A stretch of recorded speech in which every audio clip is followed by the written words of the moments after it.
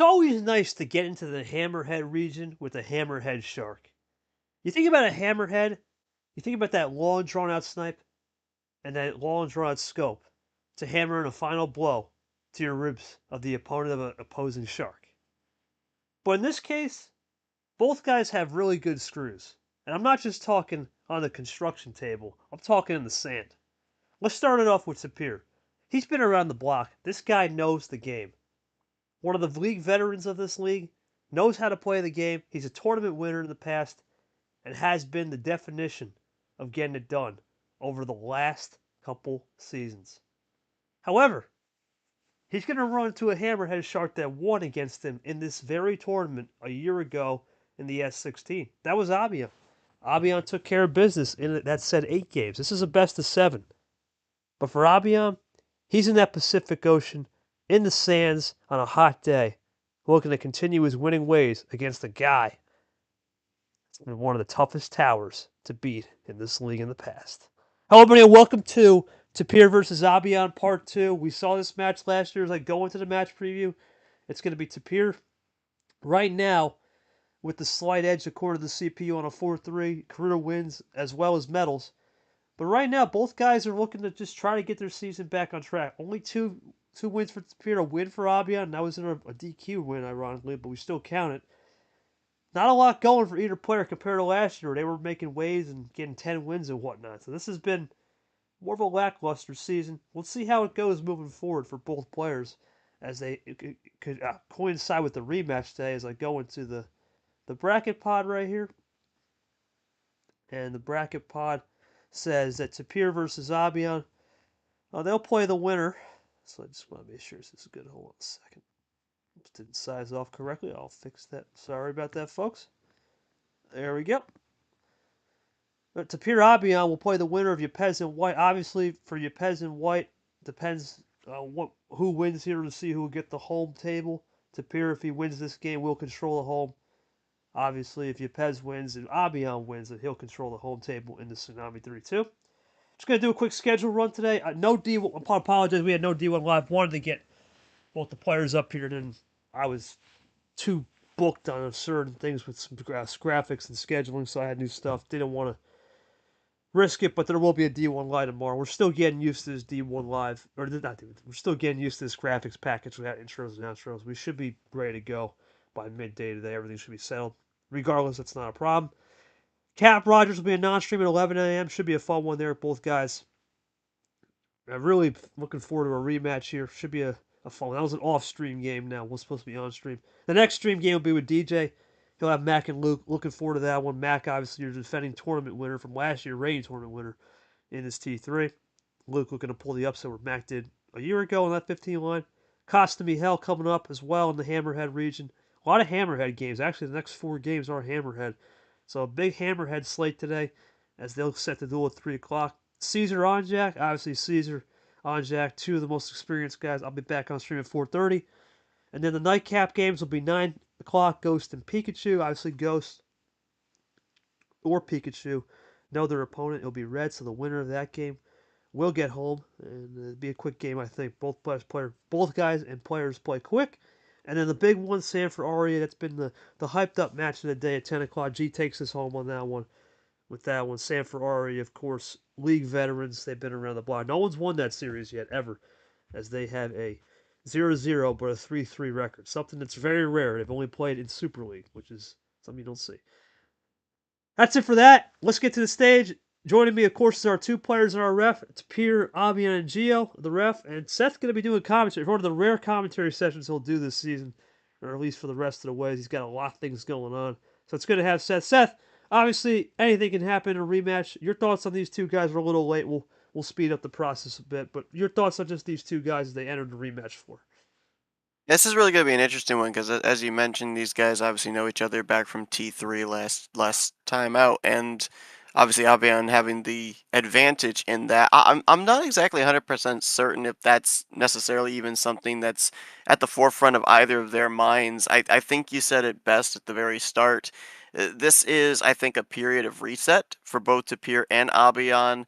This has not necessarily been the start to the year that either of them have necessarily looked for. I think that this is an opportunity to be able to hit that reset button, try and establish something here, and get back to what we've known them to be able to do. Both of these guys have been able to earn medals in tournaments here in the past. We know how competitive they can be and how far they can go in a tournament. I think that right now is going to be them trying to establish a foothold for both of them, trying to establish a foothold, establish some kind of momentum.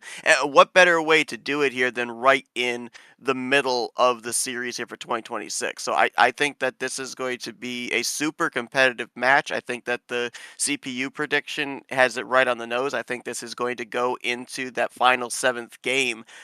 We're going to see two really good competitors that know each other well going at it here, but I don't necessarily think that either one of them can dial back anything that they can remember from their previous bout. Yeah, I think you make a good point. It's a reset for both. Not having the seasons they've won. We've seen both these guys in Super League hunt or in Super League. Tapir last year, I think, he had a 10-win season, just didn't get the resume. But a lot of things have changed. We talked about back in D1 Live, the first one we did of the season. It's not just about the resume anymore. It's a more body of work. We're going to be looking into different things. Even DQ wins now is not as bad. They'll still always be there, but they're not as bad as in the past. It's just more DQLs we focus on. We'll go to both players. I'm going to start with Tapir. Tapir, obviously, good to be here. I'm just going to lay out the law, man. This is a rematch. You know how Abyan plays from last year. What do you got to do from a mentality standpoint and also more of a psychological standpoint, too, to get in his head? Because when someone has their number on you, it's not always easy to bounce back. Go ahead and feel free to speak that out, my man. Absolutely, yeah. So, it's all about composure, right? I say it all the time, can't rush a win. If you rush a win, bad things happen. So it's going to be a matter of laying low, I think, just waiting for the time to strike. I know Abion's a solid player, solid veteran for many, many years.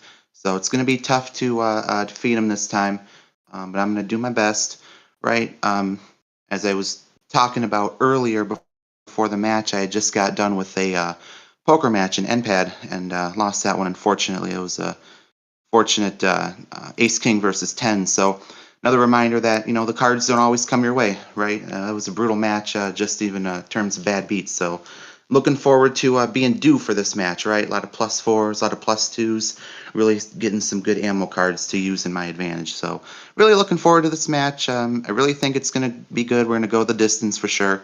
Abyan, best of luck, my friend. It's going to be a good one for sure. All right, Avian, simple question. You appreciate those thoughts, Tapir. It's really simple, man.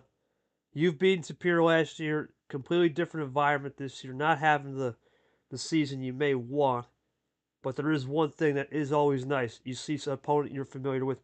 Talk to me about how you're going to approach this game with a little bit of a house money mentality, considering both of you guys are still looking for that statement win and try to get into the in season. Go ahead, man. All right. Yeah. So, first of all, it's an evening right now, so good evening to everyone here. Good morning, whatever. But yeah, it's already evening here, so might sound kind of sleepy out here, but I guess that's what you get for just having a lot of different time zones as usual. But yeah, it's not been such a smooth sailing year for me in the in the Uno context so far, but yeah, we are restarting the tournament. T1's done. We go to T2. T2's done. We go to T3. Just gotta focus on the next tournament. Let's move on from the past, and you just gotta play it. Yeah, I think like what Tapper said. Just play it cool. You don't want to rush. This is not a sprint. This is a marathon. So yeah, we just gotta see the seed my the stack, the odds are against me right now, 13 versus 4. So it's it's not gonna be an easy one, but yeah, let's see if this tournament will mark the start of something good. All right, buddy. Appreciate those words. And for that, we're going to go to our ref. That's Gio. Tapir. Let's get it on. Most famous words, Nuno. What we doing for game one, my man? as we wait for Tapir to We make are a going to decision. split it. Go ahead. Yep, we're going to split it right down the middle. We're going to go 10. Yep, started off in the middle. And we talk about it all the time, Seth. Starting it off in the middle is the right call. I like that because as we go, there's Geo puts to 10 and no accolades today. It's just a straight dog fight. And we'll begin with the rest with a wild card. We talk about it all the time, though, Seth. When you split in the middle, you know what you're trying to do? You're trying to get a baseline. Thoughts on these two baselines? Because they already know each other from the past. This might be a little bit different baseline today. Yeah, I think the both of them in their preliminary statements there basically set the tone that this is all about composure.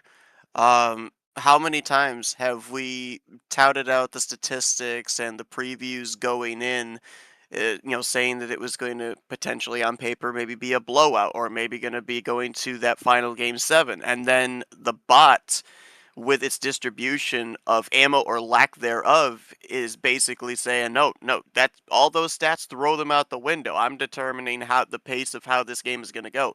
You play it right in the middle, you're able to kind of maybe get a sense of how this game is going to go. Am I going to be able to get that ammunition that Tapir was talking about here right out of the gate and be able to establish the momentum early, or am I going to find myself maybe playing from behind, not getting the ammunition, having to play the numbers game, do the light switches to be able to get the opponent a little bit off kilter? I love the call right down in the middle here to try and, again, we're in the reset mode, so set the tone, figure out what the tempo is going to be here in the first game. Yeah, obviously Abyan drawing early on this yellow, so that gives Tapir a little bit of life to run. That's unique. Is there a huge room to run here? How about that, Seth? Quadruple play. Goalie reverse there. Little skip action into the Epez. That's pretty big.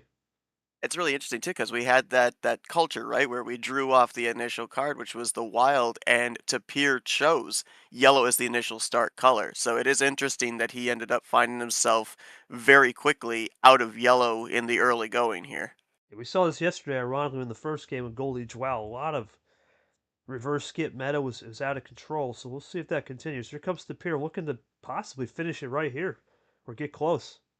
It's not outside the realm of possibility. I mean, sitting 5 cards out, we've seen people end up Yeah, it's finishing. Oh wow, that's it's a a heat check. Yeah, Lava's yep. Wild. That's a heat. And Abyan had 0 on yellow. Let's see if this continues. Question's gonna be here. Did maybe Tapir, like, I'm almost wondering here when we ended up seeing Tapir draw back. We've seen this happen before. We call it the fade, where you don't want to use ammunition in a certain color. You feel like it's too early. The Oh, good fact that he's call. going back here to this yellow, well, now it's a moot point because I was wondering if maybe he had ammo stored up in yellow where he felt comfortable in playing that heat check. But now Abion's searching here. Now, I don't know if this is a heat check from Abion or if this is him countering the heat check to establish into a color that he wants. It could be twofold. It could be one of those two scenarios. Could be game over too. This might be a mute point. Yeah, mute point. It's over. That Oh, was just a. wow. There's nothing to say about that. Plan A win. Tapir runs it. He's up 1-0. Nothing to say. Abyan was a sitting duck. That's all I'm going to say on that one. Unless he had something on the red. So, Abyan, do you have anything on the red wild, buddy? I I wanna deploy the +2. Whoa. I want to deploy a red +2. Yeah, I have some blue skip and then a wild, but that's all. Well, he could have made the game go longer, Seth. Think about it. If he had that red, that would have drawn the game, but I think too much connection there from Tapir. Nothing really to add, buddy. That was just a master class plan A. We've seen it sometimes too. Yeah, and it shows obviously with him being willing to use the wild for the heat check, he had the +4 in reserve. So he knew at whatever point, whether it was with the wild +4 or with the regular wild, he was going to be able to get over to blue for a finish. I'd be kind of curious to know, we saw him draw back a couple of times. Oh yeah, Were yeah. any of those cards that he ended up having on that final run, were those any connector cards that he drew, or did he have those, like, was this almost in a sense a plan A from the get-go, and he was just able to get the cards he needed to discard them and get to that run? You have any good connectors, Tapir, or off that draw? What was that one card? Anything good? Finding the one draw. Yeah, the one in the early. Trying to compare blue 6. So in a Okay, way, it kind of helped because it was able to give me something to land on the blue. gotcha. Well, Seth, looking back here, we had some interesting results last night with the upsets of Chomik and Allen, and just looking here, just scamming through. It looks like Allen last night, he was getting first card draws, plus fours and plus twos, it appears. So yeah, we see it. Just sometimes one draw can make the difference, and there you go. I think when you have a stacked hand, the rich get richer pretty much. Yeah, sometimes it just happens that way, right? Sometimes you don't even plan for it. You may end up having an entirely different strategy, and then that one card pops up off the top of the deck, and it's like, whoa, okay, hold on, I'm completely changing my my strategy here. So, as Tapir said, getting that blue six, not necessarily something that you would initially think was going to be a card beneficial since it's a number, but with him knowing that he had those ammo cards and he had that +4 to get over to blue, as he said, that was the land card to be able to finish off that four bagger at the end. Superior landed that pocket ace on the 10. What we gonna do here on the flop, though? We're still early in the game on the second game. What we got? I would say all in, but too early for that. I want 13. All right, we'll go OG full. Well, here we go, Seth. Here we go, Seth. It's OG full send. Both guys, I think, as we go into this 13, know each other very well. So there's no learning curve. It's just going to be about how does Abyan fight back with the hands. We started off with the monkey 3. Yeah, obviously, as we mentioned, with the 10 card start right in the middle, obviously, in terms of ammunition, looked like Tapir won out in that battle. Now going with a high tier start here again. I like this because obviously Tapir right now feels that the bot's favoring him in terms of ammunition, but you also are running the risk that maybe the script could get flipped here, and Abyan ends up with a high card start being able to get the ammunition he needs to knock this thing back up 1-1. Man, trips 3 right out of the gate here. We're in 3 of the 4 starting colors already. Yeah, that's a statement from both players as we go into the red. A lot of light twitching. We saw it with Tago Leah yesterday. Sometimes you want to be aggressive on the jump with the switching, and sometimes you want to just lay low. So we'll see how those two guys react and jive with that one. Yeah, and I like this too, the fact that we're already going into that fourth color in blue via the 7.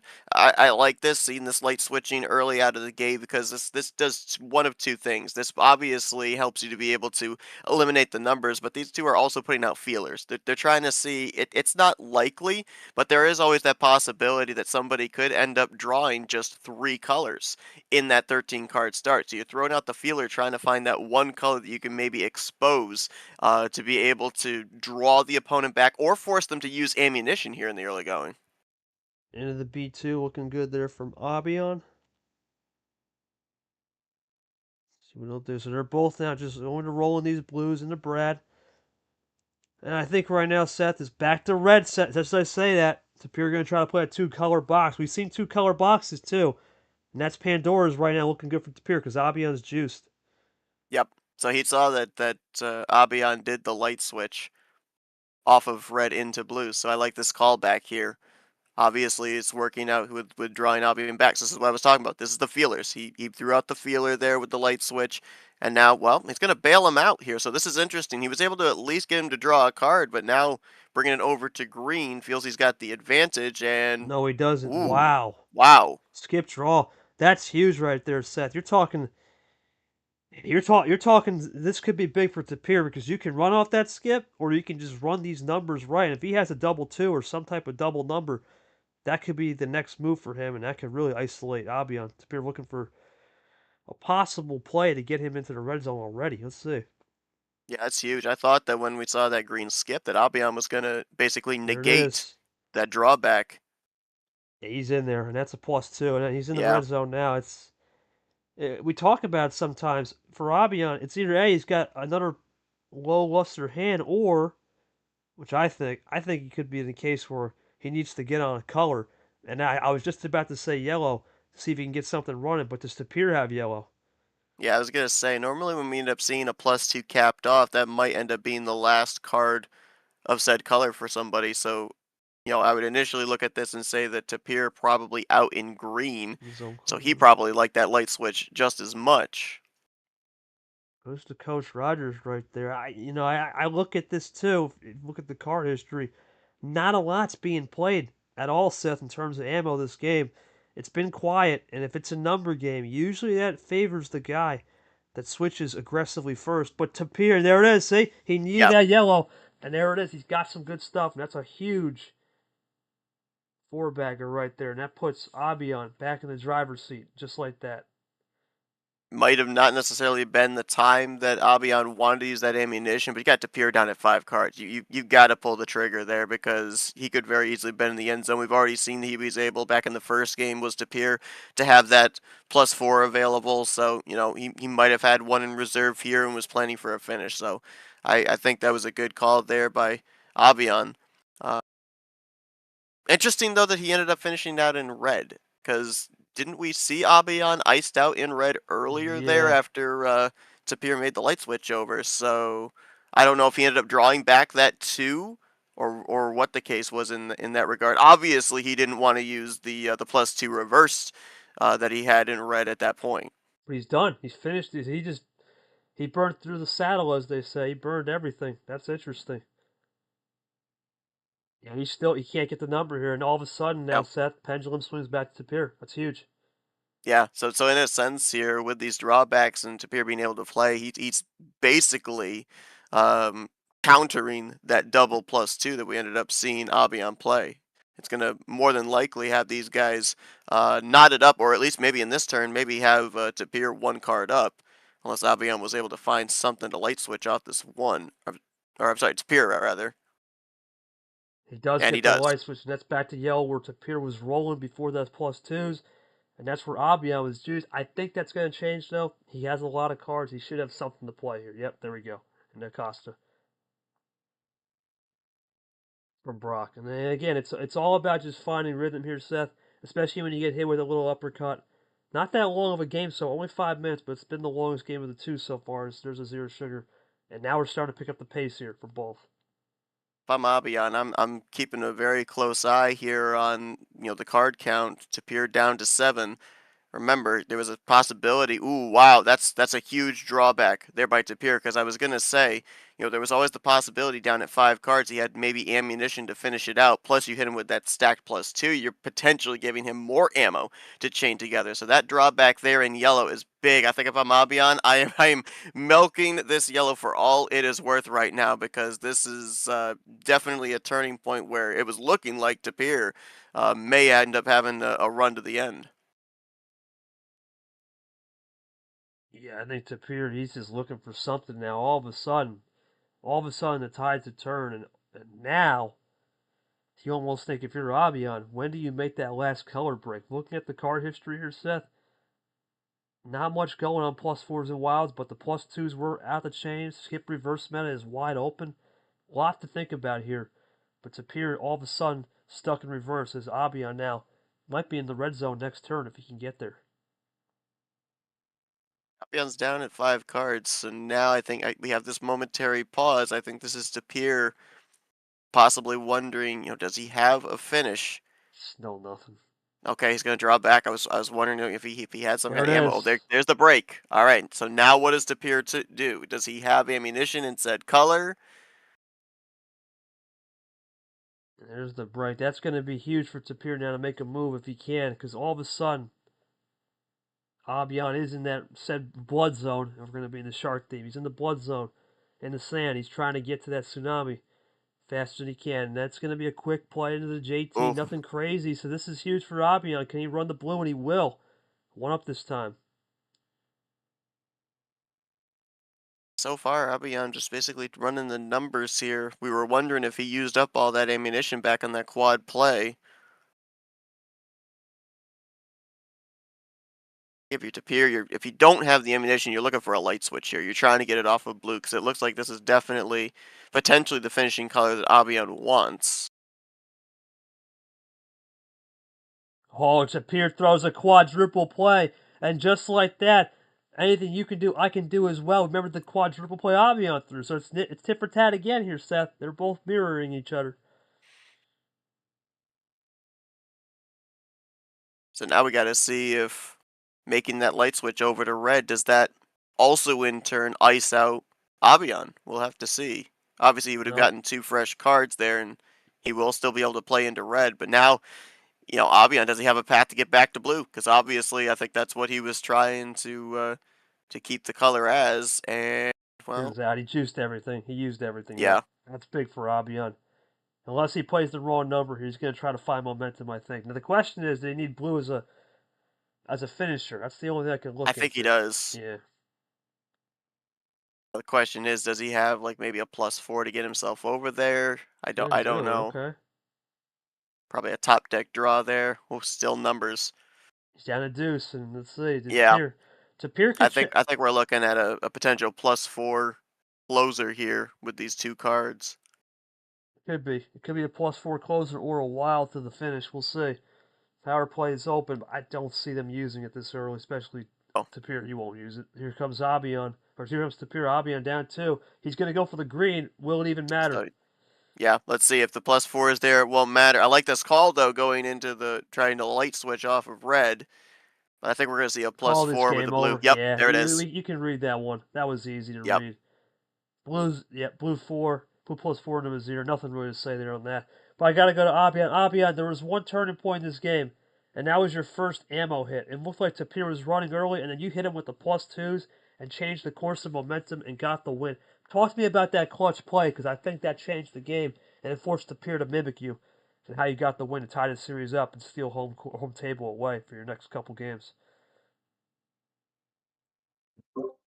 Yeah, you just gotta be more cautious, because I believe that Tapir is more of a just collect all the ammos and start hitting you with like 5 cards to go, 7 cards to go. You know what I'm saying? Oh, But God.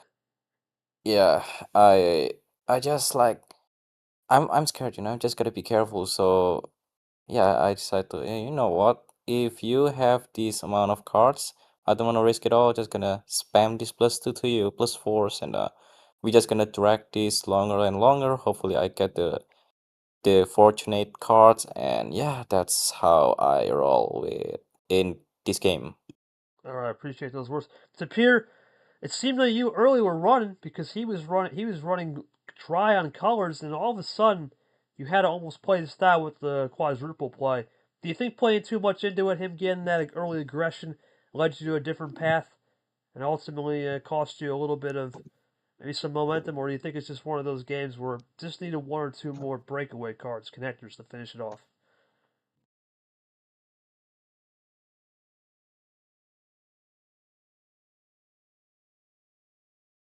Tapir, Seth, you get me? Yeah, I got you. Is Tapir there? Tapir, we can't hear you, buddy. I think he was. Well, we'll wait for Tapir to say. Oh, here Am he I is. good now? Yeah, could you hear the question? All right. Yeah. Half of it, but I can tell you pretty much what it said. Quadruple play, I said. It was after that, you know, 12 card +4. It's like I didn't have much, sent into a tailspin, so really nothing I could do. And then once that +4 hit, I didn't have much to fight back on. I think it was game over, even if I didn't give the +2. The +2 was just unfortunate that Abyan was able to get rid of those cards, so it's all right. It's all good. Well, it's going to be Abyan's turn. Abyan, we know you love your various card plays, buddy. No 13. What do you got here? Let's just go all in. You're going all in right away. 15. All right, you get a full send. All right, well, Seth, this is interesting. Normally you would think you want to still ease into, especially your first home game, but he's going to go all in. Your thoughts on that? I'm honestly not sure how to read that, to be perfectly honest with you. I, Yeah. I know that this is basically a rubber match of a best of three. They've been able to get a win apiece, but um, yeah, I'm honestly not sure how to read this one. We've been in the upper tier for most of the series already, 10 and 13, and going immediately up to the top floor here in the third game. I don't know. Is this a search for ammunition? I'm not 100% certain. Internet space, it's passing out. Oh, boy. Well, we'll see what we got. Well, it's Abyan's turn, so we're still good to play. But yeah, it's interesting to say the least. Going to this upper tier, going to this 15, looking to try to maybe break some momentum, break the monotony. We'll see. As we wait for Abyan to make the turn on this lane 7 here. I look at this from Seth from a perspective of stats as we go into the Blue Knight. From a perspective of stats, I don't think we've seen a lot of action cards early. It seems like we have, but we haven't because a lot of those were used for the finish. And it's been very calm and tame. It's more of a colors game, controlling the colors early. Thoughts on that? Because we've seen so many different metas as Tapir goes for a double. Yeah, it's kind of really been a grind to get to that finish as you're talking about. I mean, the only plus fours we've seen have been the combo at the end for both Tapir in game one and Abyan in game two. They've not necessarily been used as a defensive play. The plus twos have more than likely been taking that role in trying to draw somebody back when they're close to that red zone that we talk about. So I think that is extremely interesting, the fact that it's been a grind to get to that end point. You go back to that last game there, Abyan was in one of the toughest positions that there is for somebody to try and finish out a game, try and whittle the numbers down, hope that you're getting the number efficiency, that there won't be a light switch that ruins your plan, and be able to get to that +4 finish. So I think for both of these players here, it's going to be interesting to see, have we established the fact that the plus twos are taking on the defensive play and the plus fours are basically the kill shot for the end of the game. So far in these first two games, that's been the case. And Abyan is going to be the first guy to throw some bait into the old sand. And it's a little sand shark there with a +2 into a red 3. The classic hockey into the monkey. Oh, he's gonna. Well, how many times have we seen the draws though, Seth, from these guys Yep. throwing ammo and it's just a draw? They've both been pretty linear with that. So they're not. They're very very truthful game too. We haven't seen much lying or fishing out. It's been more truthful. They're gonna play ammo and they're gonna run out next turn. And Tapir says Yeah, not so fast. Another quadruple play. That's what started the party in game 1 and 2. Hockey in the season that's right a there to Wrigley. Yep. Go ahead, buddy. that's a huge play right there for Tapir. But again, we always talk about, the potential risk of the return on those plus two, specifically when you do a stacked plus two. Obviously, it sets Abyan back, but there's always the chance it could come back to bite you. You could be giving ammunition to the other side. Well, at the end of the day, too, and I just thought about this, Seth. Did he run out? Because every time we see ammo, did he run out? And is he going to actually play the green here? Let's see, or does he get a switch? That's what's been the modern trend here of this game 1-2. They throw ammo and they're out. Let's see if that continues. Oh, he's got some. Oh my, massive Whoa. Abyan +4 into Costa. And that's Abyan with a 20-card comeback potentially. Gio, note that. Haven't seen one of those all. We haven't really seen that really since T1. It's been very quiet on that department. A couple of reasons why these guys are getting better. And number two, I think a lot of players too are just starting to find a lot more ways to finish as Abyan is just pissed off. You can see composure right here off the charts in the wrong way. So I find this really interesting because, as we said, so far the Wilds have been the chain to close out a game. You already had Abyan by what would have been about 10 cards, it looks like, before that +4. So I'm a little surprised. Obviously, he's using the +4 to get over to yellow, which might be his. Oh wow, we hadn't. What It in the was the world? red. Huh. Okay. But I was gonna say, This obviously is he interesting. wanted to get over to yellow, but I almost wonder if a drawback by Tapir might have been smarter there. Hold on to that +4. You already had a huge advantage over Abyan. I don't, you know what, Seth? Normally I have an answer. I don't understand going back to, because to me, if you wanted to create, he's going to get lucky, but if you want to create momentum, I would have thought the blue. He was really running solid on the blue, so he decides to go to green. He's just going to play a numbers game and hope that Tapir's no number. That's all I can I think think of. that's exactly what it is. We've seen it's been hit or miss. Yeah, that's the problem playing that. It's hard to get the numbers right. We talk about these numbers being so similar to opponents. That's a great play, Ooh, though. That's a great wow. play. That's a great play. And he needed that. That's your only saving grace. You got to hope for double numbers. That is the one saving grace.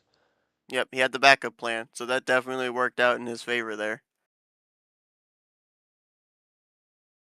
Into the G5 now. Now he's just got to continue to run these numbers right. But Tapir's probably going to have something right here into the really 5. Yep.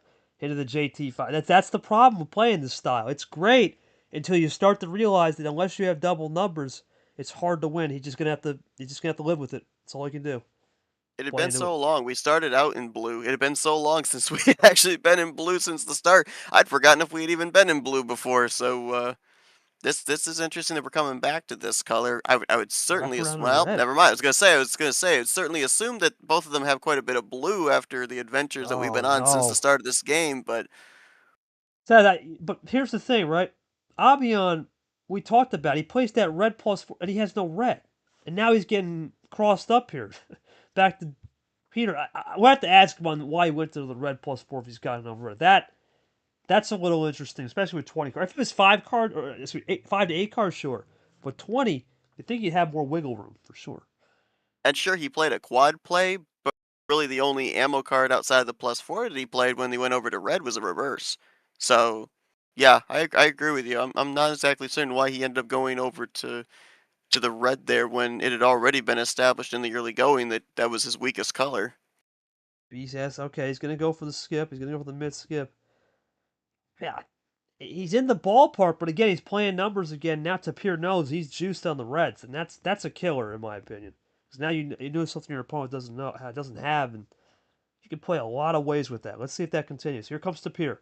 What has he got? He's been known for these flashy moves, flash in the pants moves before. Let's see if he's got another one. We've been seeing that a lot this game, in this series. A lot of four baggers. Well, they both know that there's a There it weak is. color on the other side. Is ooh, bringing it over to yellow. That's big though, Seth. Tapir is now he's just frustrating Abyan. We saw Abyan when he got 20 cards, he was just pissed off. Now, what's he gonna do with 16 cards? And you said it just moments ago. Both the players said it before we even started this series. Composure was going to be huge. I like that call from Abyan. The zero sugar. See if he's telling the truth. That's a good call. It's usually a safe call unless he has the switch. That would be detrimental. No, no need. So Tapir telling the truth for or not telling the truth for once, Seth. Actually, in the sense that he's gonna run this yellow, do a little fade. That's interesting. We haven't seen much of that. Usually when they play Amulet or Juice, so that's something to keep in mind.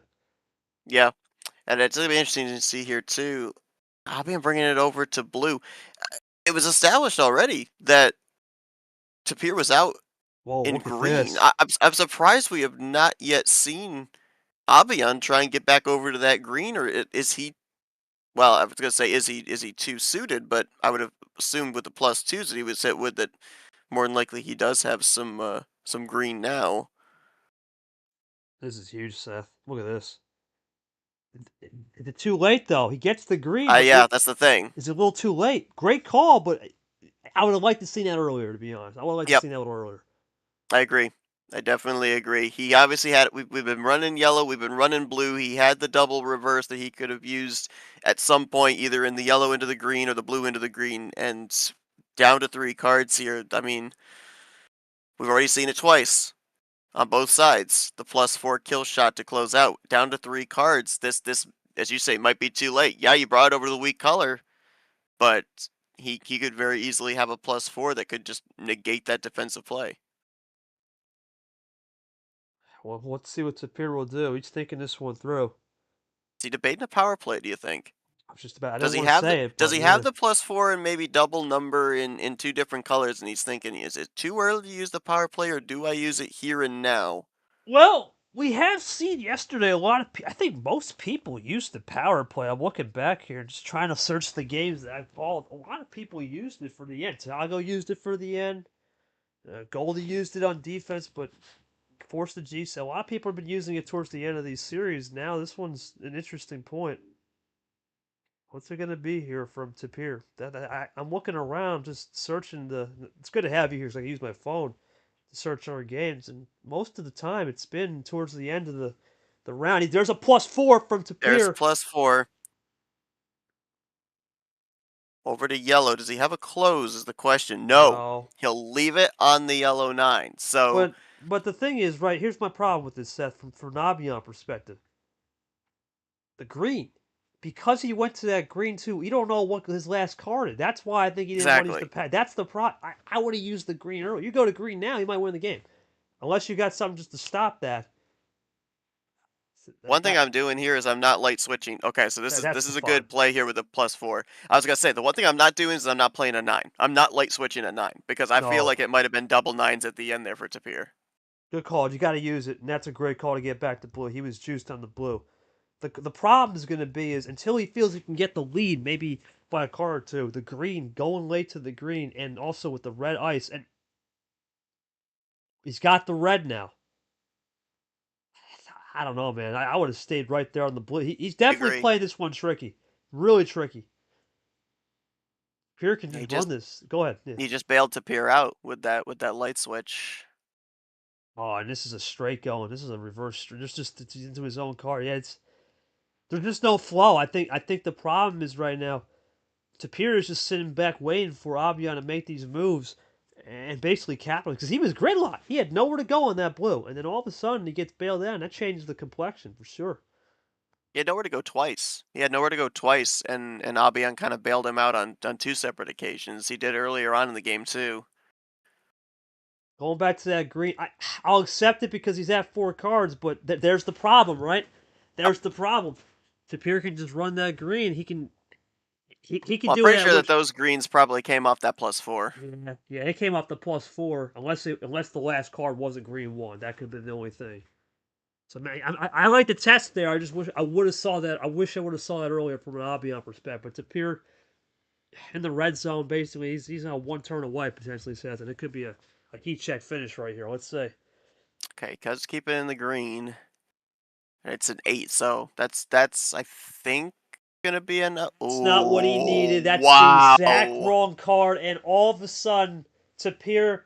Great call from well, unless it's wow, double eight. That's a great call. That's a wow, great call. Gutsy, huge. gutsy call. He did it. He had to do it, and now all of a sudden, Tapir is back at 1 card. Did he get the right top deck though? We say it all the time with 1 and 2. Tapir now. What does he got on the 7? Does he have a 7? Abyan goes for the 7.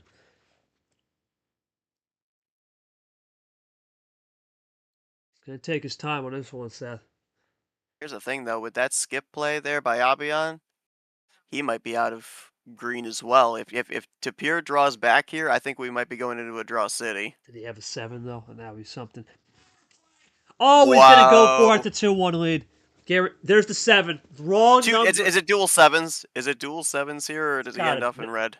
Yeah, dual trip Dual sevens. 7. Wow. Pull the slots, and I think Seth, you got to take the questions, man, on this one for Abia. There was a lot of confusing plays here, no doubt.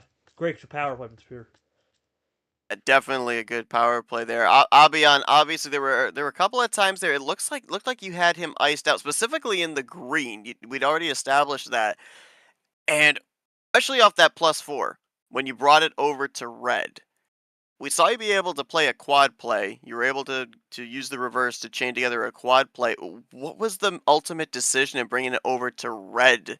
Obviously, a color that we saw that Tapir still had, rather than trying to bring it over and ice out in green. I just wanna remove all the reds that I have, and then once all gone, hopefully Tapir just goes somewhere that matches my number in the green zone, and yeah, just a bad strategy, my Masai. Bad strategy. It's appear you were. To be honest, I don't know how you won this one because there was multiple times where you were juiced. Great power play there, but you were juiced, and you just kept getting bit. How did you stay through that? How did you stay mentally composed, knowing that at every point you were in a dead end and you found a way to get out, mainly by his mistakes? Talk to me through just how you stay composed for that one. That was a different one from what we've seen. Well, the big thing was that I knew that Abyan was still pushed back quite a bit. He was still at 8, 10, 12 cards. So in my mind, it just bought me some time. I will say though that I had well, that blue, the green ditto sandwich, and then the one other. I had like 3 turns I could use the power play, and ended up getting foiled. So I decided, all right, I'm gonna shut this down. It's a sign, right? 3 sevens. We're getting lucky. You got to use that power play. Get it 2-1. I'd prefer to have saved it, but we'll see what happens. It was one of those weird games where a lot of weird stuff happened, and best not to best not to take advantage. Seth, great analysis there. I think that's something to keep in mind. He's going to use the power. We saw, I'm looking back, there was only one person that used power play last night. And that was Allen in game two to go up 2-0. Tapir goes for 2-1. But the question is going to be here, Seth. What does Abyan do, not only for the car start, but from a bailout perspective? He's just giving Tapir too much lifelines, I'm seeing so far. How does he try to adjust that?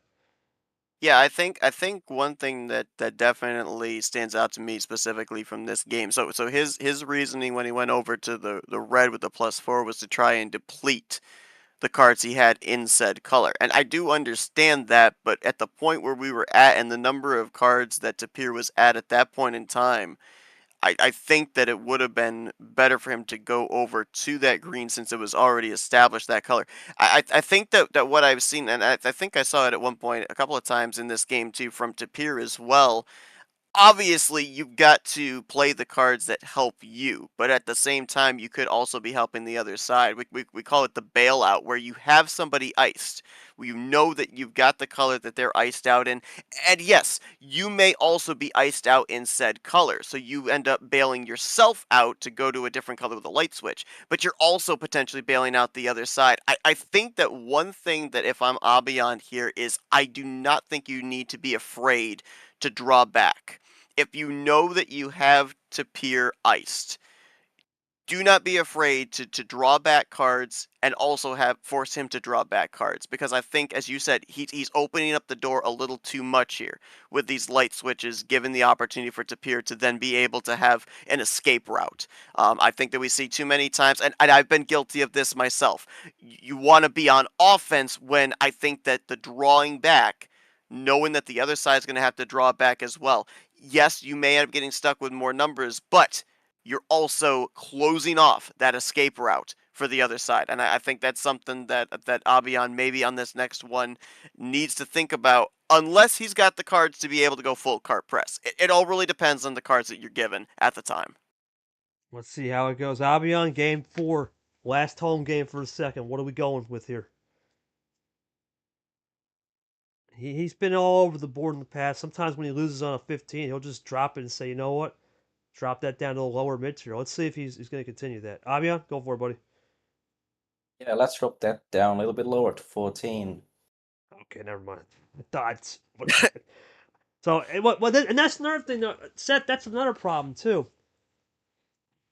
When you're going to stay at this upper tier level, you would think, drop that down to maybe like a 9 or an 8.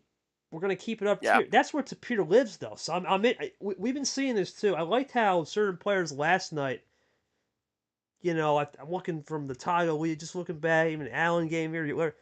No, I'm not the Laird. I really the Allen title. We saw a mixture of variety of card starts because the opponent was getting hot. So that's something to keep in mind. And Tapir's down at power play too, right? That's So I, true. I I think going into that middle ground you're talking about would have been smart, because when you go into that middle tier, you know, less likely, it's possible, but it's less likely that there's a huge amount of ammunition distribution, so that power play becomes even more of an advantage for Abyan in the fact that he would have potentially that link to be able to chain together a run in the closing stages that Tapir is not going to have that luxury anymore. You have this upper tier again with a 14 card start. There's potentially a lot of ammunition that could go to Tapir, and he wouldn't need to have that power play that he's already used to be able to chain a finish together. So, uh, not saying that I dislike the call. I just kind of feel that if you do have the power play advantage here, you want to take away every possible advantage from the other side. G8 now. Well, if you're talking about a draw city, I was just about to say it's hard to get a draw city on 14 cards. Really, if you wanted to Yes. draw a city, you wanted to go somewhat. Again, how many times have we seen one of these players make a four bagger to set the tone? And Tapir, once again, set on cue. Four bagger sets the tone early. And he has to. He has to. He's down the power play. So now if you're Tapir, you know the situation. You know that you've got a homestand coming up next game. you know that there's an opportunity here to be able to go up 3-1 with the power play negated. So you have to be full court press, and that's huge. Oh man. The quad play into an ISO in red, that is a massive, massive W right here in this portion of the game if you're Tapir. Red be dead. That's what's been, unfortunately, and he'll get the green switch. But that's the problem. Set Abyan has just not been able to get one color all game. I've noticed that, and red's been the common denominator. When that's the common denominator, he's running. That's a llama is why Yeah. he's heating. He's heat checking already. This is scary right here.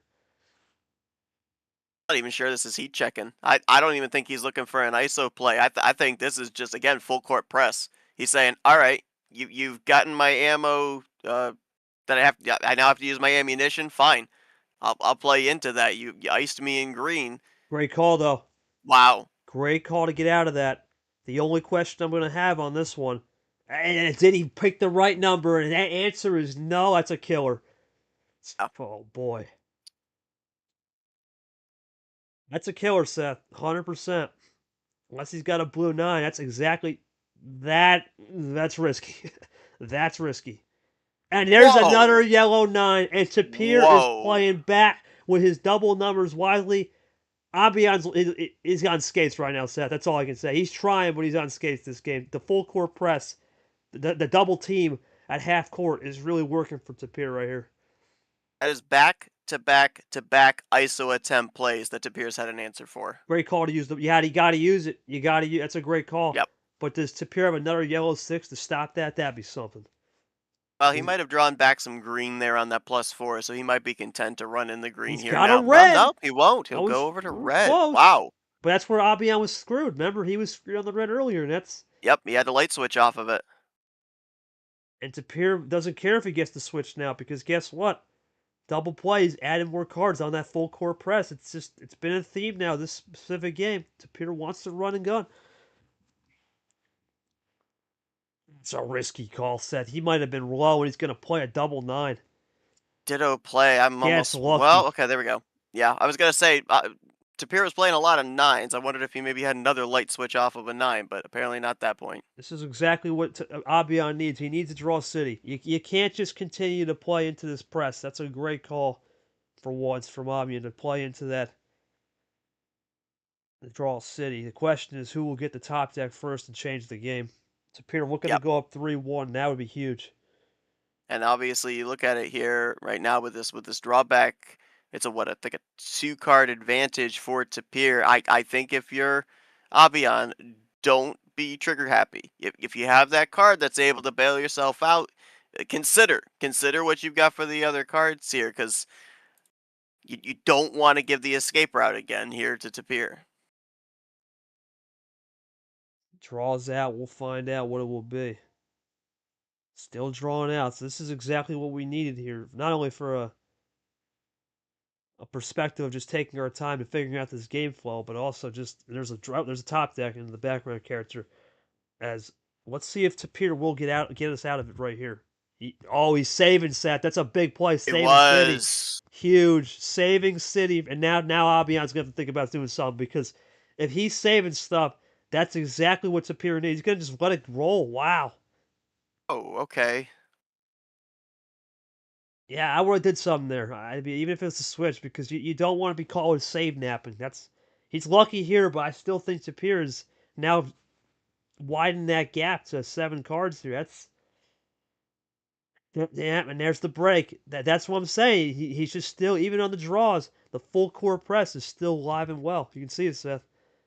And we're gonna probably run in yellow for quite a while here. Well, No, okay, no, never no, mind. no. Don't listen to me. Well, there's no need for a run. But you know why he's not going to run yellow, Seth? Full core. You called it. It's just full attack, full chance here from Tapir. Abyan just has to go with the flow until he can figure out something with action. But there's a long way to go. Unlike most, look, he's putting everyone on skates. This is insane. He's right now he's putting a smoke show up. He's putting a smoke screen. He's basically saying, I'm not gonna let you know anything of what I've got. I could hit you in blue. I could hit you in yellow. As we saw him, he held on to those reds. Like he had 2 reds that he drew back, and he didn't play them for about 2 or 3 turns. So he's right now he is camouflage. He's in camouflage mode right now. Camo mode. The sharks know how to camo themselves in the ocean, those coral reefs, and sometimes near other fishes and other species. But in this case, how does Abyan respond? Because he was at one point just all over the board, nowhere to go. He's going to go with green. That's new color for both in a sense after the reset. Here does not. He's not giving in here. Set back to Just blue. just all over. He's just all over Blue the and place. yellow. Yep, he just wants to stick with those two colors, and it could be key. Think of it is, I don't put it past Tapir maybe having green. I think he may have light switched off of that, may have still had green there. So Yeah, he's going to go into this blue. Going to, for once, take it calmly. But at the end of the day, it's been just camo city, light switch out of the wazoo, and be mysterious and not judgmental, pretty much. What's it going to be here from Abyan? He's had every answer in terms of trying to bail him out. In this case, he'll just play it cool. Little Clint play. can you think if you're okay? So there's the blue two. I think if you're Abyan, you're gonna need a light switch. I think that play right there, that double play with the skip 9, I think those were his last two blues. So does he have a switch off of the blue two, or is he going to be iced out in that color? Might have to use ammunition here. Looking at the card history, we have wide open on the old ammo. There's not much really been played on ammo, especially in green. Yeah, we have a blue +2 gone. Here we go. There it There's the is. ammo. He's going Yep. for it. Yep. Yep. He was iced out, so he was forced to use the ammunition. That obviously sets Tapir back, but that's huge getting those cards out of Abyan's hand now. What is it going to be here from Tapir? He again had most of the control of this game, and now Abyan looking to fight back. Not wanting to go down 3-1, not to Tapir. And you know, Abyan's iced now, Seth. That's been his common theme. They'll play the action and then just juice out. Going back looking at that, I know obviously he wanted to stack the +2 on the +4, but again, Still that's nothing. another case there where it's a question of why he went to a color that he knew he was going to be iced out in. Now, granted, it does put them into a draw city, and he has the card advantage, so that is obviously a plus. But I almost wonder if you might have wanted to hold on to that green +2 for later on in the game. Use the wild +4. You'd obviously drop Tapir back, but you could put it over in a color that you maybe are have the majority of that you're trying to deplete those cards. He's going loose cannon mode right here, Seth, as we go into the top deck G2, and he's trying to play loose cannon. I think now, if you're Abyan, if you have this lead, I would take that full court press mentality, Seth. Believe it. Now's the time. Yes. You got the lead. You got control. Now's the time to do it. Not lay back too much in the weeds, because you know Tapir is going to stay on the offense all day. And I think this is the right call. You got to do something, because if he's going to mirror that, if he's going to say, I'm going full court press, full attack, you got to mirror that right now, especially when you're in the lead. And he hasn't had that much in the game. There's a sniff from Tapir. What's this red 2 going to be? Into a Yeah, switch, the maybe? roles of, as you said, the roles are completely reversed with the full court press mentality. I think you're exactly Uh-oh. right. Ooh. Matches it right back. That's huge. Looking for a triple to go to yellow. Maybe more. He might have more here, Seth. This could be big. Yoshi reverse the last card. What is he playing to this Yoshi reverse? He's got a massive What triple in the +2. world? Is this going to be a... Oh, my word. That's a comeback. Gotta be, surely. That's crazy. Yeah, another comeback, no, 21. But again, the last game, a comeback was noted. And there's the composure. But here's the problem, right, Seth? That +2 gauntlet just flushed all the +2s. Think about it. You're not going to get a +2 in yellow. There's only one left. That just flushed. That's just using the card history. You flushed everything. Now all Abyan can do is work with the reverse skip meta and maybe a wild card. And there's only 2 +4s and 3 wilds left. That's the thing, right? Half the +4s are gone. Much really working, so that's a good call, I think. Gonna have to come down and reverse skip meta here to try to get out. There's not many options, right? I think you play it cool. As no, I'm joining us. No, Ooh, make sure you put that in, buddy. Appreciate that. Into the blue, gonna go for the... interesting. Go ahead, Seth. Well, I found it interesting he went over there to blue, which I kind of like that call because there was the blue +2 chain in It's a good between the call. yellow +2. So, the thought process was that blue +2 is only blue. Obviously, it wasn't, but I do like the call there of the light switch over to that color. I like that call too. That's a good call because you saw the sandwich +2. Now you run it here. You don't want to do anything suspicious. You don't want to bail anything out. I would run these blues for a little bit, maybe one or two more turns, then see where you can evaluate. That's a good call from him. Let's And see we what saw both of Tapir them. I has. think it was Abyan last game, and then Tapir this game be able to use the double numbers. I think if you're Abyan, if you've got double numbers in blue, you're definitely keeping that in your hip pocket here because you know that at some point Tapir probably going to try and light switch. You want to have an answer for that to bring it right back to blue. Into the B1 goes Tapir with the classic Peter on Jack play. Abyan now looking to, I would think, run this in blue. I don't think you try anything silly. It'd be a gutsy call to try something silly, especially since that split +2 is there, Seth. 100%. Yeah, don't give the escape route. Good call there. Playing it cool. What would Tapir have? Even if he's got to drain those blues, let him make the move. I think it's now the Abyan style at this rate. Tapir taking his time.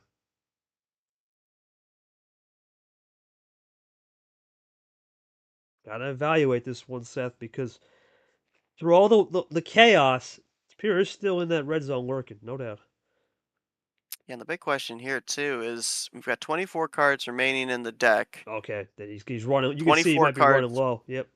Go ahead. 24 cards remain in the deck. 24 cards total in the two respective hands, and those two remaining wild +4s are out there. Are they in the deck, or does Tapir maybe have one? That trips +2. We saw him before be willing to use the wild to go over to yellow. We saw him in an earlier game be willing to use the wild to establish a color because he had a +4 in reserve. Does Tapir have one of those +4s here? He's maybe just trying to do exactly what Abyan did back in the second game, whittle down the numbers enough to be able to use the +4 for a kill shot. There's the +4, so There's one of them, that means if Tapir's got the last one, that is massive. more If than he likely. if Yeah. he's got the last one, that's huge. Because now you can just run. You can run in your control. I don't know if I would have did that there, Seth. I'm gonna be honest. I think in this case, I still would have still ran the blues because you know why? The last card he played was a blue 4. I would just cut that off. Don't As give him the as escape. soon as Yeah. Tapir makes the break, that's when I do the +4. But I would have kept running the blues here to see if he could ice him out. The only thing I will say that if I on a counterpart, at least the good thing is if he does have the last +4, you know that it's a great call to go green. Now it's just the numbers. Can he run the numbers right? Because the moment Tapir gets the right number, which he's been finding all day, it can switch right back. Let's see if he finds the right two. And the twos are open too. There's plenty of twos available, especially in red and yellow. Hey, you saw Tapir draw back there, so that almost says to me potentially he does have the other +4. He didn't want to use the ammunition right here. He's holding on to it.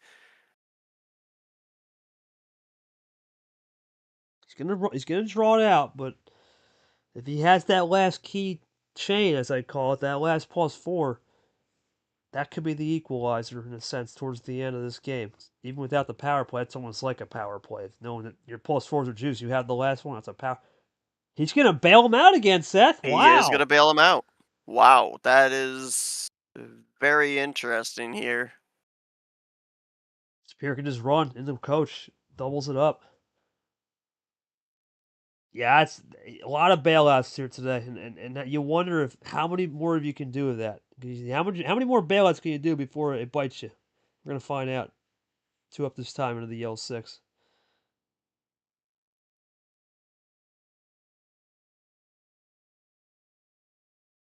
What is the pure guy? He's gonna go for a massive heat check. That's it. That's it, Seth. +2s are gone.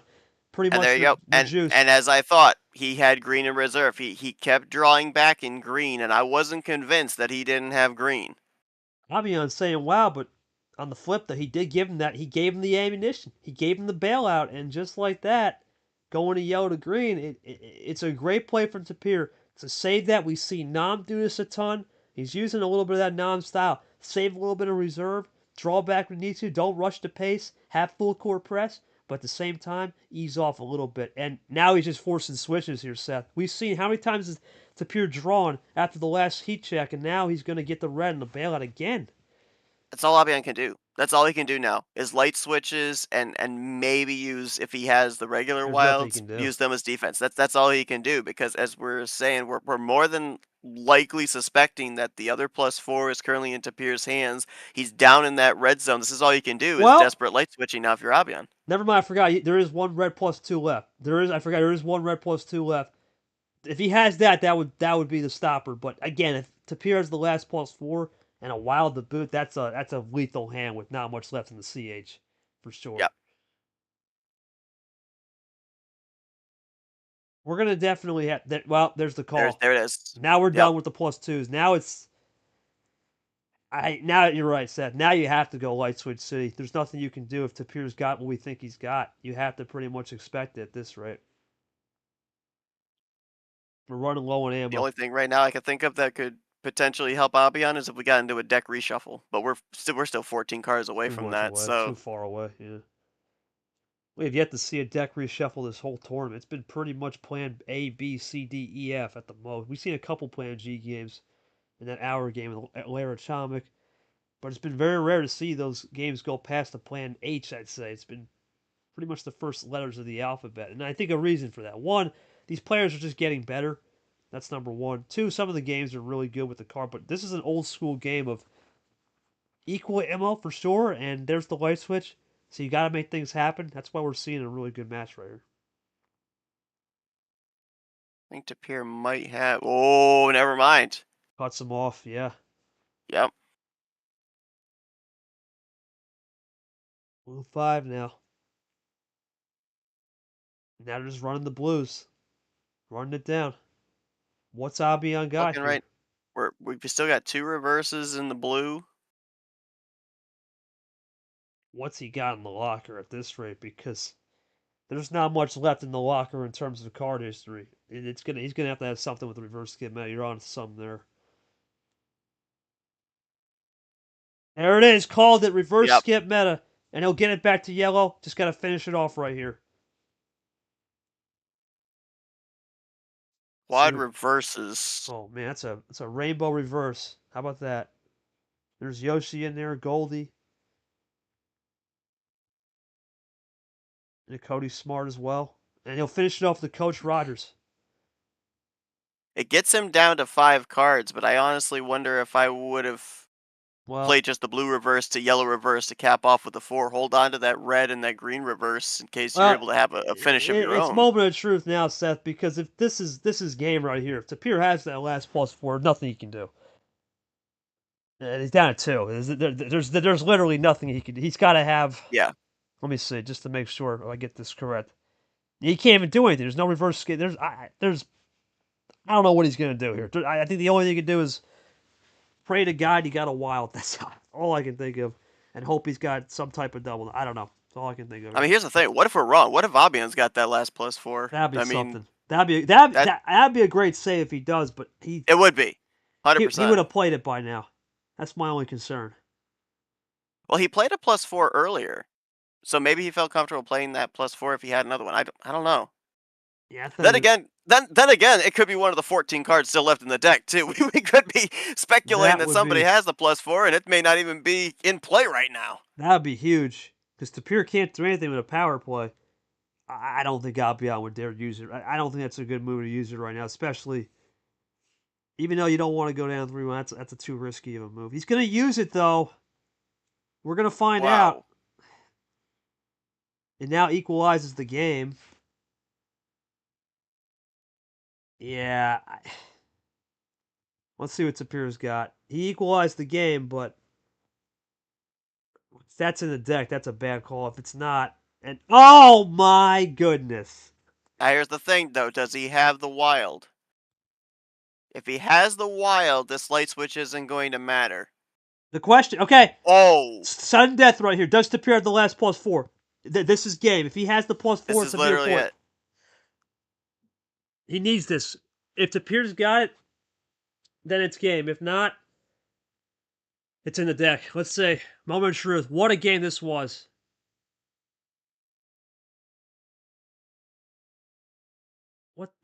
Well, we don't know that yet, buddy. There's nothing he can really do with the reverse skip There's still medicine. another regular wild out there too. There is. There's That's two another thing regular too. wilds That's still out another. there too. Yeah, Green yeah, there it is. Yeah, that's what I was wondering. It took a while the for him deck. to. Yeah, it's in the deck. The way Abyan wins now is if he has the last wild. That'd be something. Triple wild finish. No, Tapir It's survives triple wild. Are wow. you? He had both.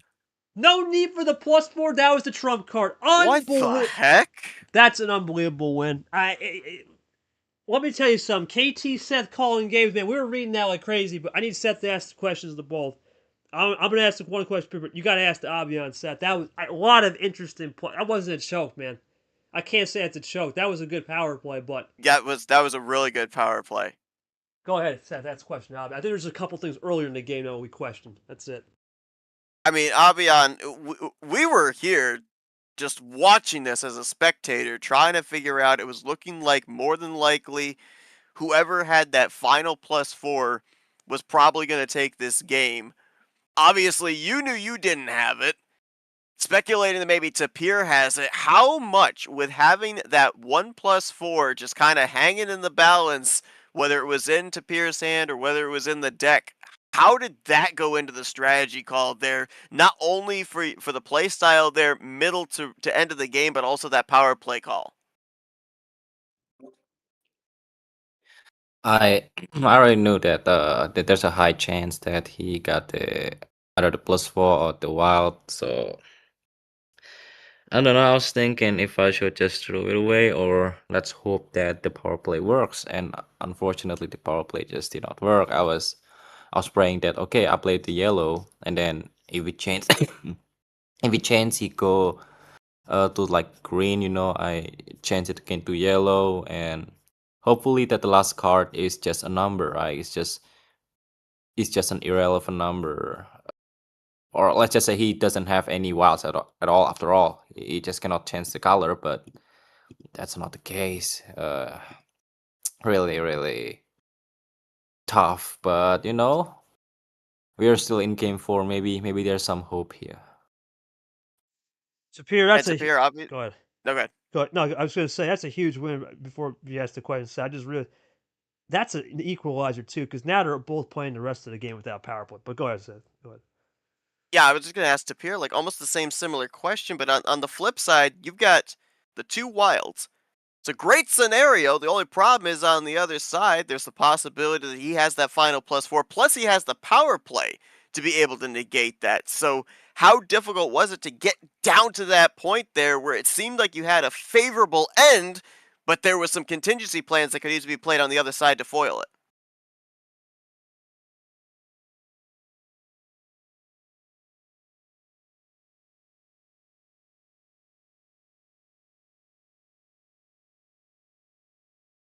Might be internet, Seth. I think it is. Well, while I wait for him to respond, what I'm seeing here is a lot of full court press. I thought Abyan did a good job playing into that, but then all of a sudden, Tapir just had a lot more in the locker that I think that he couldn't bite off he could chew. And what's the adjustments he's got to make here, Seth? Because clearly there's not much he can do. He's not getting the card start. Tapir's having every which way on upper tier starts. He's pretty much dominated everything on that. I think that's something to look back to. I didn't mind the 14 actually, because in hindsight that was actually a good move to think about it, because you still want to have the same rhythm. But the 15 early, I think, threw off the rhythm of you can't really get a read when you're up that high, especially um, when Tapir's just been running this full court press. And the draw cities were low and far between for sure. But go ahead, Tapir, if you can hear us, man. I'm here. Can you hear me? Am I good? Yeah, Seth, ask the Okay. question. Yep, You All go right. for I it. got you. So, whole bunch of things.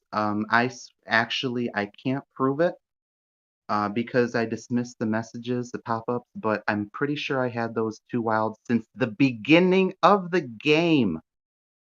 And I figured out that if I just burn those, especially not having a power play, it was not going to go well. My best chance was just to hold on to them until I didn't even know when. I just figured until at some point in the future I could use those.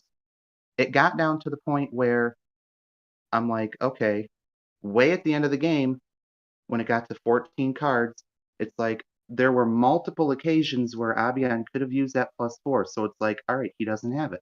I don't have it. That means it's still somewhere in the deck. So I can just dismiss that entirely. Now, me knowing I had 2 wilds, I just have to use those boom boom right in a row, and I'm like, all right, I'll just look for a color that all the ammo's been juiced. And lo and behold, that's green. So it's like I waited to get to green and just let the game play out the way it did. The only way I got super lucky was by drawing a decent color or a decent card after his power play as a red deuce. I was just able to play that right away, get rid of it, and then was back to playing A. So crazy win. I didn't even know how that was going to turn out. If you asked me like 500 different ways, pick one of this is going to go, I wouldn't have thought that. I didn't think in a million years that we'd finish on 2 wilds, 3 wilds actually, back to back to back, and I'd win on the second round. So it's absolutely crazy, but that just goes to show you how good of Abyan is, because he foiled every single one I had. Every single time he was able to get under my skin, and vice versa. So that's really good series. This is shaping up to be a pretty good one. I'm gonna have to hope I can close it out. Otherwise, we're gonna have to see what comes later in the series. He's looking for the closeout, Seth. Let's not waste any time. Tapir, your call, man. No 15, 14, or 10. What are we looking here for potential closeout? Let's see. We're going to dial it down to 12. Going to 12. And this is it, Seth. With no power play, it's straight up fight. 12 is the answer here. We talked about how Abyan can try to get back in this game. How do you think Tapir can close this out? Because he's just been reading the game perfectly, sensing that no +4s on the other side was money. Yeah, I feel that you've got a couple of games to work with, right? If you're Tapir, you've got the next 2 homestands here, if I recall correctly.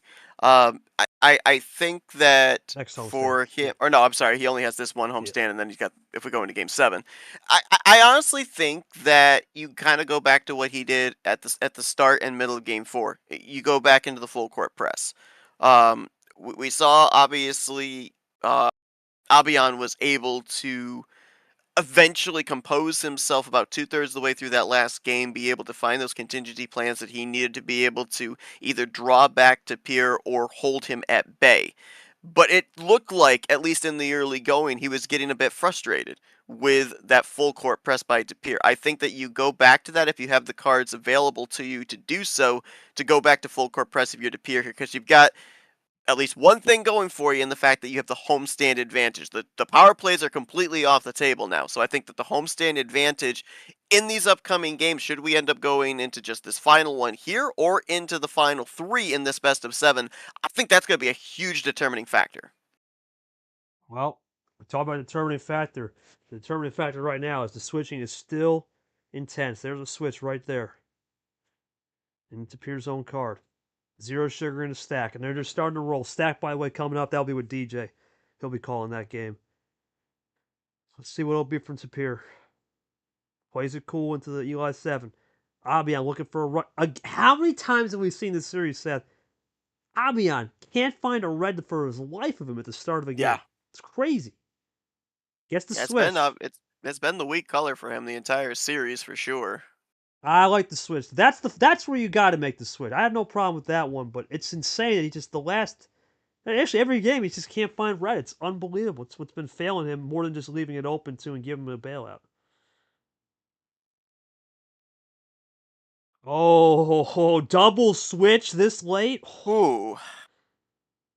Oh no, that's not what you need. That is not what you need. Not the red. He That's can't find anything. an ISO play right there. Oh boy. Get back. Oh, he's starting to get confident now. You can see the confidence oozing out. And he's just gonna, you know what?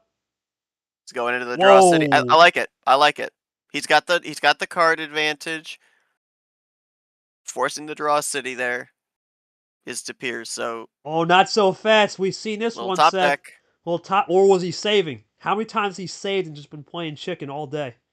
I think this was a legit top deck. I think this time he legitimately was out of red, but he knew that Abyan was out of red as well, so he was willing for the drawback. Gonna go for the classic, just undercut that. Let's see. Yeah, good call there. You just had to avoid the number. Now can Abyan light switch here? Is it gonna be another bailout? No, he'll draw back as well. Well, it's now a neutralized game on the DC, no doubt. That's a matter of who wants to pull the trigger first. We've seen both Abyan and Tapir here on this red be able to play a top deck, no light switch off of it. But nobody's necessarily they've squeezed the trigger, but they haven't fully committed to it here.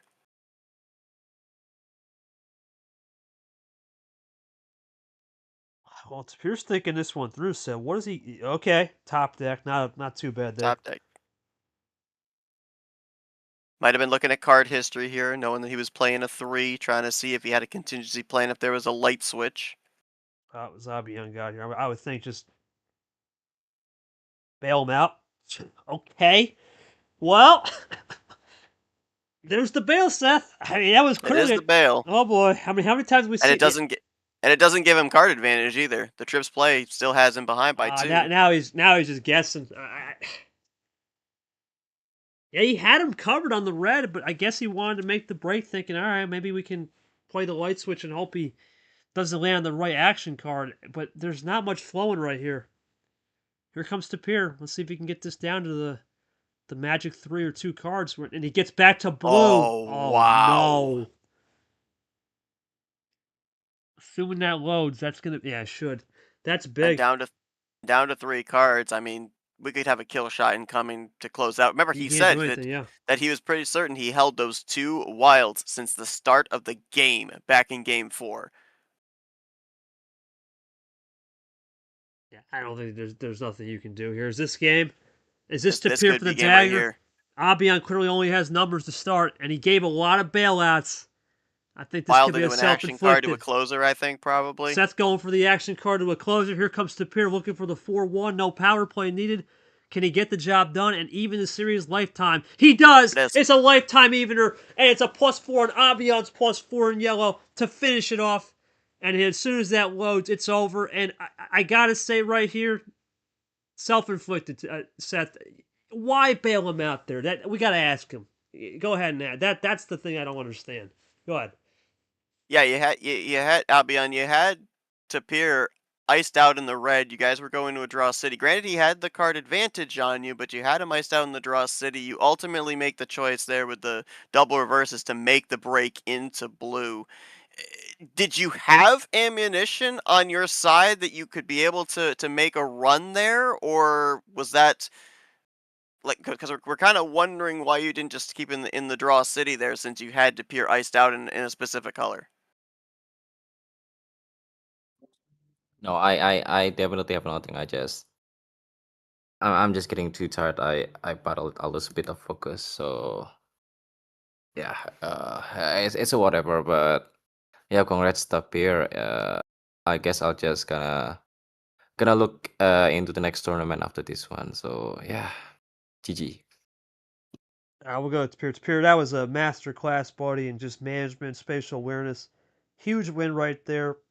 Your thoughts on just playing Abyan and second time, and definitely a lot different than the first time. It was more of a game where you were just able to read with the right package and got him figured out early.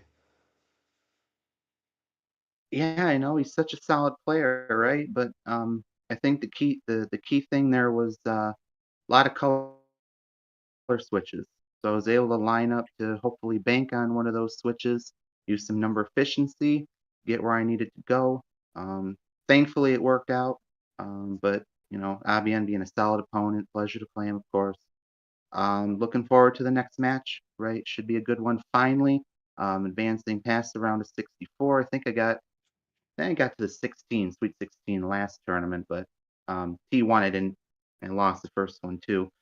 Good to get back in the fight. Good to get back in the tournament. It's a good time for a great time. So good game, Avian, once again. Well played. All right, I'm going to go real quick to the bracket, then we'll get our final thoughts. And it'll be Abyan, or it'll be Tapir controlling the region. It'll be a potential rematch if we get one with Yepes. That would be something.